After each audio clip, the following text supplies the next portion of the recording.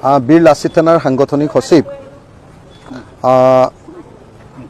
শৃংখল চলিহাক অসম পুলিচে যি ধৰণে আটক কৰিছে তাক মই নিন্দা কৰিছোঁ আৰু অসম পুলিচ আৰু অসমৰ গৃহমন্ত্ৰী তথা অসমৰ মুখ্যমন্ত্ৰীৰ ওচৰত দাবী উত্থাপন কৰিছোঁ যে শৃংখল চলিহাক অনতিবিলম্বে মুক্ত কৰি দিব লাগে। আমাৰ দুলীয়াজনত যিটো ঘটনা ঘটিছে এই ঘটনাটো দুৰ্ভাগ্যজনক। আমি দেখিছোঁ যে বিজেপি চৰকাৰৰ দিনত অসমৰ খিলঞ্জীয়া মানুহবিলাকৰ ওপৰত সদায় অত্যাচাৰ হৈছে।